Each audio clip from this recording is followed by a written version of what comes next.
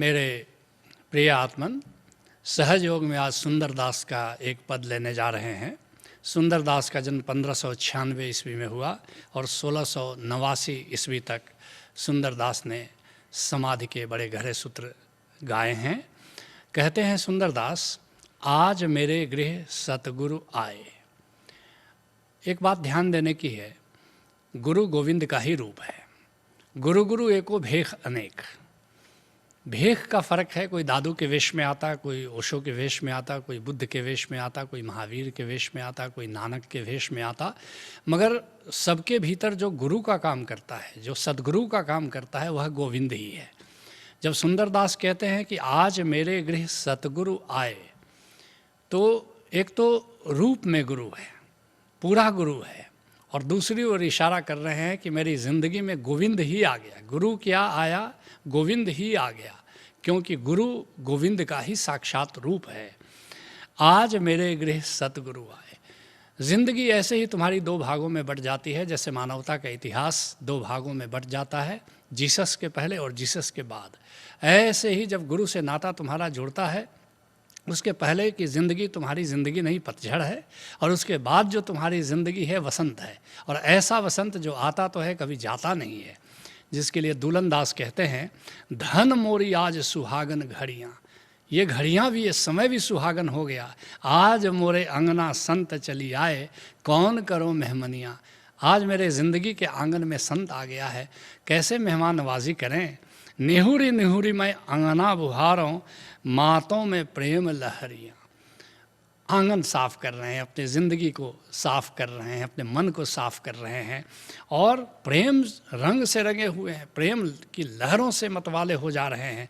दूलन दास के साईं जगजीवन, गुरु के चरण बलिहरिया। दूलन दास कहते हैं कि मेरे गुरु जगजीवन दास जी हैं, जगजीवन साहब हैं, और उनके चरणों में मैं बार बार बलिहारी जाता हूँ। जैसे ही तुम गुरु से जुड़ते हो, तुम्हारी ज़िंदगी में भी अहोभाव की यात्रा शुरू हो जाती है। संसार क्या है? शिकायत में जीना। अध्यात्म क्या है? अहोभाव में जीना।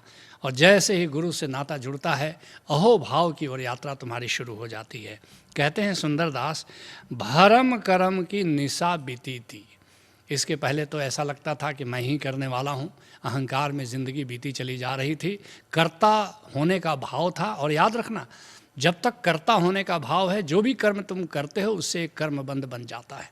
जैसे ही तुम अकर्ता होने की दिशा में यात्रा करते हो, वहाँ से कर्मबंध नष्ट होना शुरू होता है। जिसके लिए राजस्थान के दरिया साहब कहते हैं, दरिया सतगुरु शब्द सो मिट गई खैंचा तान। सतगुरु के उपदेश से मेरा सारा भ्रम विदा हो गया है, और भरम अंधेरा मिट गया, परसा पद निर्वाण। मेरा भ्रम मिट गया और मैं निर्वाण पद को उपलब्ध हो गया, मैं उस परम पद को उपलब्ध हो गया, जिसके बाद कोई अहंकार बचता नहीं, कोई कर्मबंध बचता नहीं, कोई कर्तापन बचता नहीं।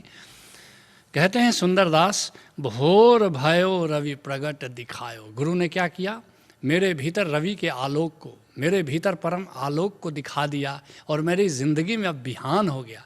मेरे भीतर क्या विहान हुआ, मेरी ज़िंदगी में भी विहान हो गया। एक बड़ी सुंदर बच्चन की कविता है, मुझे बड़ी प्यारी है। आ रही रवि की सवारी, बिहगबंदी और चारण गा रहे हैं कीर्ति गायन, छोड़कर मैदान भागी तारकों की फौज सारी। आ रही रवि की सवारी।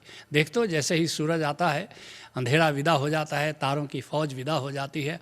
ऐसे ही तुम्हारी ज़िंदगी में जब सद्गुरु आता है, तुम्हारे भीतर दिव्य आलोक को दर्शाता है, तुम्हारे भीतर एक उजाला फैल जाता है, और तुम्हारे भीतर की ही रात नहीं विदा होती, तुम्हारी ज़िंदगी की रात भी सदा सदा के लिए विदा हो जाती है।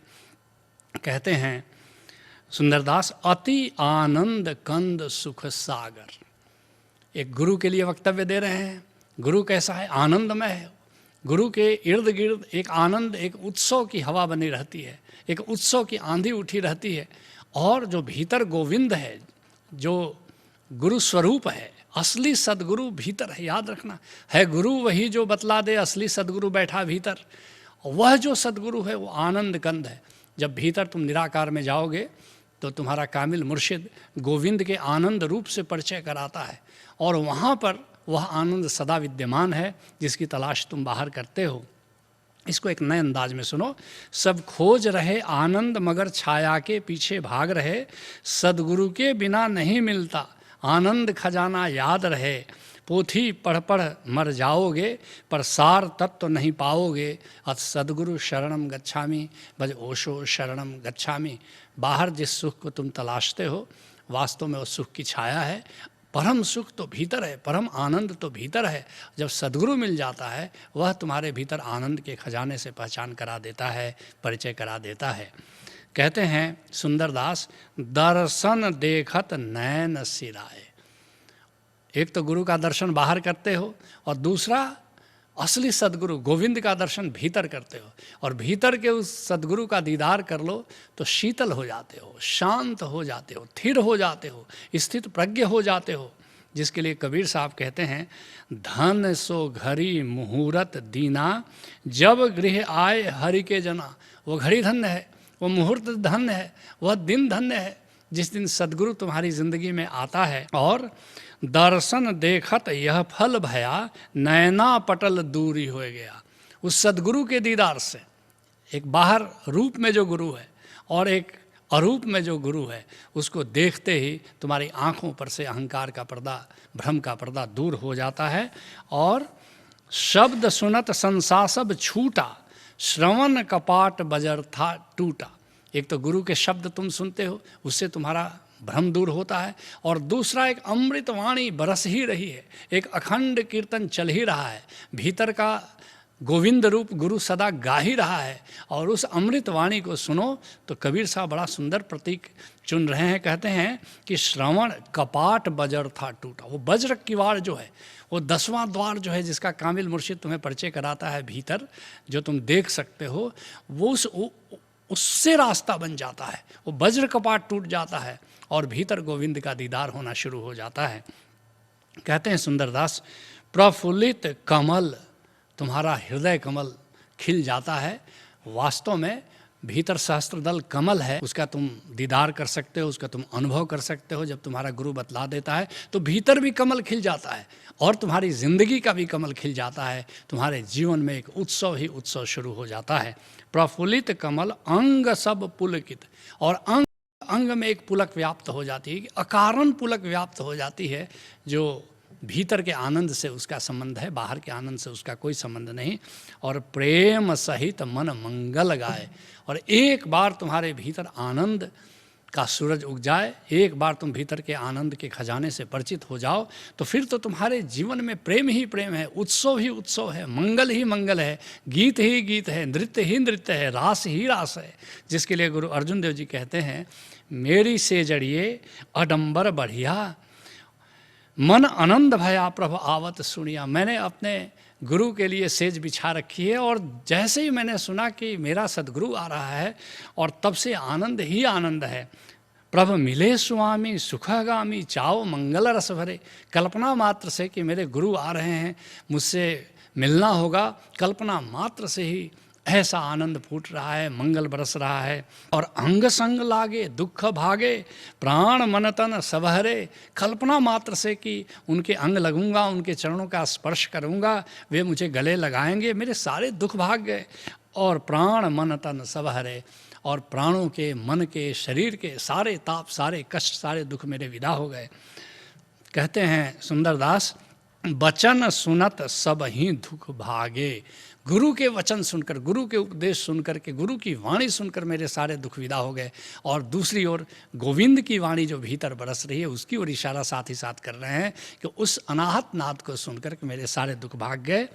पलटू साहब जिसके बारे में कहते हैं कि शीतल चंदन चंद्रमा तय से शीतल संत, तय से शीतल संत जगत की ताम बुझावे, और जो कोई आवे जरत मधुर मुख वचन सुनावे। ऐसा संत होता है जिसकी वाणी मधुर होती है, शीतल होती है, उसकी बात सुनने से ही तुम्हारे सारे दुख भाग जाते हैं।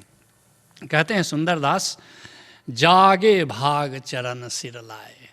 मेरे गुरु के चरणों पर मैंने अपना सिर रखा और मेरे गुरु ने मेरे सिर को अपने चरणों पर स्वीकार कर लिया। मेरा तो भाग्य ही जग गया। सच कहो तो तुम्हारा सौभाग्य तभी से जगता है जब से तुम्हें गुरु के चरणों की छाँव मिल जाती है, जिसके लिए पलटू साहब कहते हैं, शीश नवावे संत को शीश बखाने सोए।